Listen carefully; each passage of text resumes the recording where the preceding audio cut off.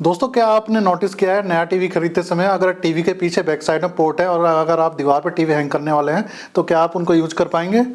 दोस्तों, आप गेमिंग के फीचर देख रहे हैं टीवी में, जैसे auto low latency mode, variable refresh rate. इसके चक्कर में आपका टीवी का बजट बढ़ता जा रहा है। तो क्या आप गेमिंग के इतने फीचर यूज कर पाएंगे? तो आपको टीवी अपने एंटरटेनमेंट यूज के लिए लेना है या फिर गेमिंग के लिए लेना है? हेलो दोस्तों, कैसे आप? मेरा नाम है तेज और आप सभी का स्वागत है हमारे चैनल न्यू टेक वर्ल्ड पर। दोस्तों, आज की इस वीडियो में आपको बताऊंगा कि एक स्मार्ट टीवी खरीदते समय आपको किन किन बातों का ध्यान रखने की जरूरत है। आज के टाइम में दोस्तों एक स्मार्ट टीवी खरीदना है, एक लैपटॉप या फिर आपका मोबाइल फोन है, उससे भी ज़्यादा मुश्किल हो गया है। इतनी सारी टेक्नोलॉजी और टर्म्स आ गई कि नॉर्मल आदमी के लिए डिसाइड करना मुश्किल हो जाता है कौन सा टीवी उसके लिए बेस्ट रहेगा। जैसे कि आपका Dolby Atmos, Dolby vision, HDR10, इसके अलावा दोस्तों VRR, auto low latency mode और बहुत सारी टेक्नोलॉजीज है। तो आज की वीडियो में दोस्तों मैं आपको बताऊंगा कि 2024 में अगर आपको एक स्मार्ट टीवी खरीदना है अपने यूजेस के हिसाब से, तो कौन कौन सी चीज़ों का आपको ध्यान रखने की जरूरत है और क्या क्या चीज़ें हैं इंपॉर्टेंट जो आपके लिए जानना जरूरी है। तो चलिए दोस्तों वीडियो को स्टार्ट करते हैं, सारी डिटेल आगे मैं आपको बता देता हूँ। दोस्तों, एक स्मार्ट टीवी खरीदते समय सबसे पहले आपको जो ध्यान रखना है वो है उसकी पिक्चर क्वालिटी, क्योंकि पिक्चर क्वालिटी आप चेंज नहीं कर पाएंगे। अगर साउंड की कोई इशू लगता है, आपका साउंड कम है, तो आप साउंड बार परचेज करके उसकी साउंड को एनहेंस कर सकते हैं। अगर आप टीवी का ऑपरेटिंग सिस्टम आपको कोई इशू लगता है तो आप उसमें फायर टीवी स्टिक लगा सकते हैं या फिर एंड्रॉइड बॉक्स लगा सकते हैं। तो लेकिन आप उसकी पिक्चर क्वालिटी को चेंज नहीं कर पाएंगे। तो ये सबसे पहले आपको ध्यान रखने की जरूरत है। दोस्तों, टीवी खरीदते समय जो एक सबसे इंपॉर्टेंट चीज़ आपको ध्यान रखने की जरूरत है, जो फर्स्ट चीज़ मैं बताने जा रहा हूँ वो है आपका स्क्रीन साइज। आपका टीवी का स्क्रीन साइज क्या होना चाहिए? फॉर एग्जांपल, अगर टीवी आप एक बड़े हॉल में लगाना चाहते हैं जहाँ पे आपका 14-15 फीट की डिस्टेंस आप देखना चाहते हैं, बहुत सारे लोग आपके बैठेंगे हॉल में, तो आप 65 इंच या 55 इंच का टीवी ले सकते हैं। लेकिन अगर आप बेडरूम के लिए टीवी लेना चाहते हैं या फिर कम डिस्टेंस से आप टीवी देखना चाहते हैं तो 32 इंच और 43 इंच का टीवी भी आप ले सकते हैं। डिफरेंट आपके मैन्युफैक्चर द्वारा टीवी की गाइडलाइन दी हुई है। जैसे सैमसंग के हिसाब से वो बोलता है कि जो स्क्रीन का साइज है उसका 1.2 टाइम्स अगर आप डिस्टेंस से टीवी देखना चाहते हैं तो उस साइज का आप टीवी ले सकते हैं। जैसे फॉर एग्जांपल 65 इंच का अगर टीवी है तो 78 इंच डिस्टेंस से आप देखना बेटर रहेगा, यानी 6.5 फीट की डिस्टेंस से आप टीवी देख सकते हैं। इसके अलावा एक आर्टिंग वेबसाइट है, उसने भी एक टीवी का कैलकुलेटर बताया हुआ है टीवी डिस्टेंस का, वो भी मैं आपको बताता हूँ। दोस्तों, आप देख सकते हैं ये आर्टिंग वेबसाइट है, इसमें एक कैलकुलेटर दिया हुआ है।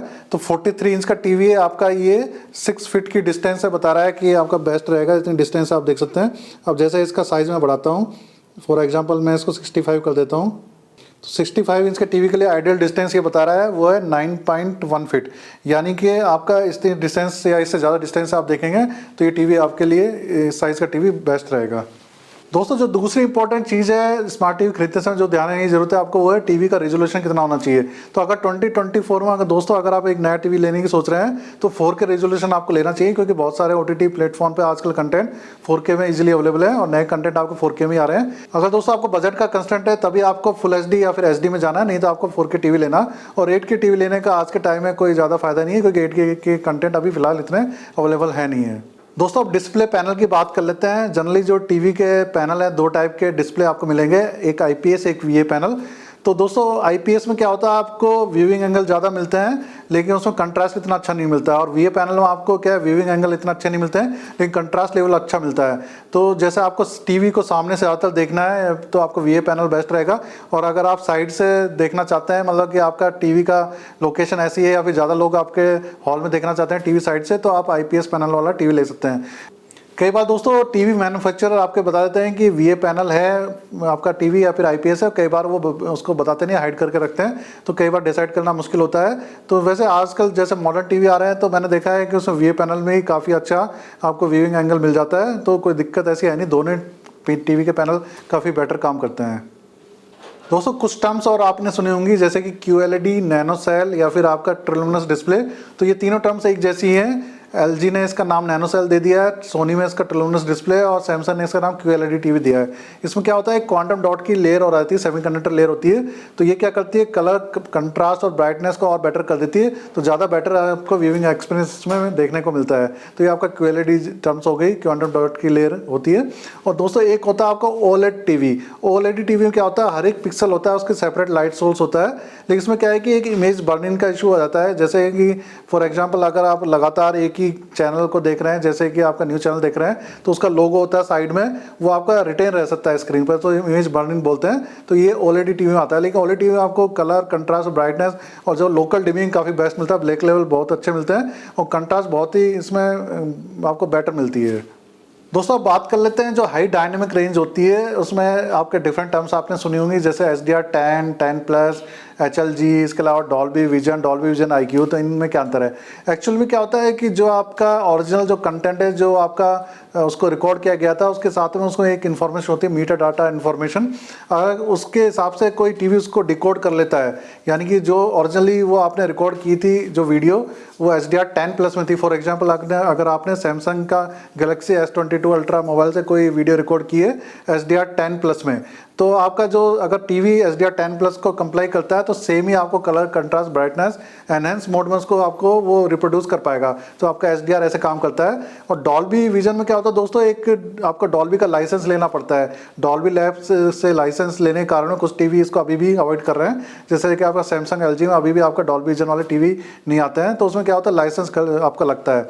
तो डॉल्बी विजन का कंटेंट ऐसा नहीं है कि आप नॉर्मल आपका HDR 10 वाले या HDR 10+ वाले टीवी नहीं देख पाएंगे, लेकिन थोड़ा सा उतना एग्जैक्टली उसको वो रिप्रोड्यूस ना कर पाए, लेकिन फिर भी वो काफ़ी उसको बेटर दिखा देता है।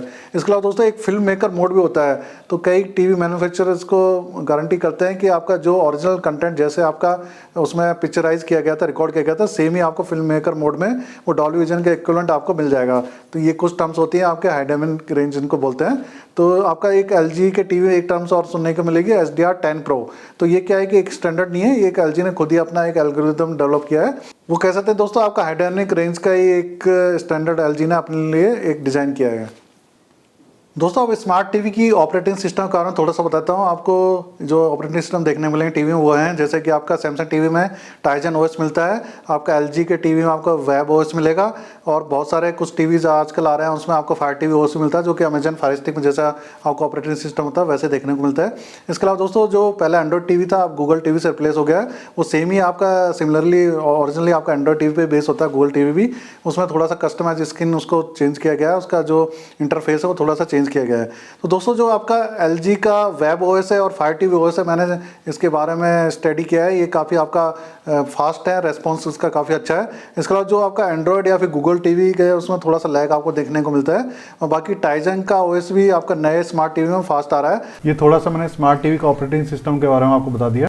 दोस्तों अगर आप एक स्मार्ट टीवी गेमिंग के लिए परचेज करना चाहते हैं तो कुछ चीज़ें आप गेमिंग के फीचर उसमें देख सकते हैं, जैसे कि ऑटो लो लेटेंसी मोड होता है, वेरिएबल आपका रिफ्रेश रेट होती है, आपका जी सिंक होता है, इस टाइप के फीचर्स होते हैं, वो आप देख सकते हैं टीवी में। तो गेमिंग का उसको एक्सपीरियंस आपको बेटर मिलेगा। इसके अलावा दोस्तों अगर 4K 120 हर्ट्ज में अगर आपका गेमिंग करना है तो उसमें HDMI 2.1 का पोर्ट होना जरूरी है, उसके बाद ही आप गेमिंग कंसोल ऐसे कनेक्ट कर पाएंगे। जैसे PS5 हो गया, इस टाइप की गेमिंग कंसोल कनेक्ट करके आप 4K और 120 हर्ट्ज में गेमिंग कंसोल कनेक्ट कर सकते हैं।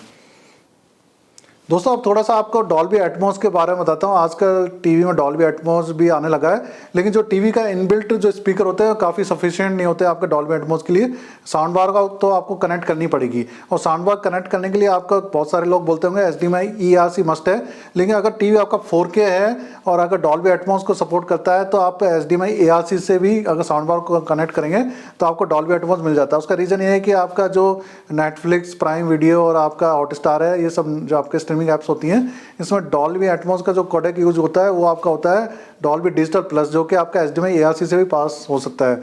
तो एक तो ये चीज़ है। दूसरी चीज़ ये है कि दोस्तों अगर आप 4K वाले ब्लू-रे प्लेयर कनेक्ट करना चाहते हैं जिसमें आपको अनकम्प्रेस्ड डॉल्बी एटमॉस का एंजॉय करना है, उस कंडीशन में आपको HDMI ERC टीवी में होना मस्ट है, क्योंकि वो आपका HDMI ERC और आपका HDMI 2.1 वर्जन की केबल है, उसी से ही आपका अनकम्प्रेस्ड जो डॉल्बी ट्रू HD या फिर DTX मास्टर ऑडियो वो आपका उससे डिकोड हो पाएगा या पास हो पाएगा उसके थ्रू। दोस्तों टीवी खरीदते समय पोर्ट्स भी आपको ध्यान रखने की जरूरत है, कौन कौन से पोर्ट्स अवेलेबल हैं। अगर आपको ओल्ड साउंड बार कनेक्ट करनी है या फिर आपका साउंड बार में HDMI ERC पोर्ट है, टीवी में नहीं है, तो इस टाइप की चीज़ आप पहले देख लीजिए, या फिर आप फ्यूचर में साउंड बार कैसा खरीदना चाहते हैं उसके हिसाब से टीवी के पोर्ट आप चेक कर लीजिए।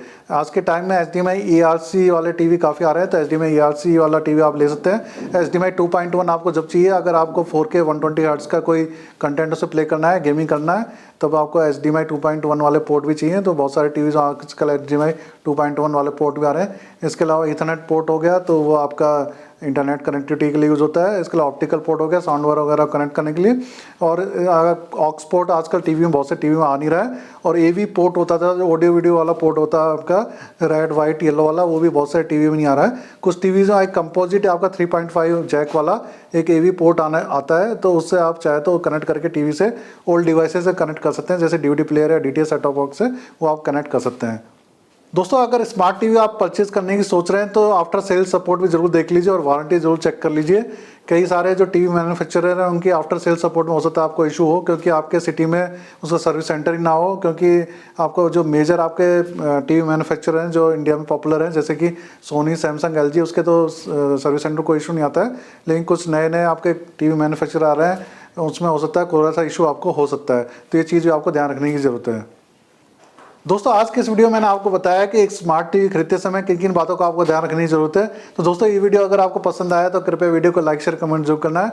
और दोस्तों हमारे चैनल को जरूर सब्सक्राइब कर दीजिएगा, यहाँ पे आपको ऐसे यूजफुल कंटेंट देखने को मिलते रहेंगे।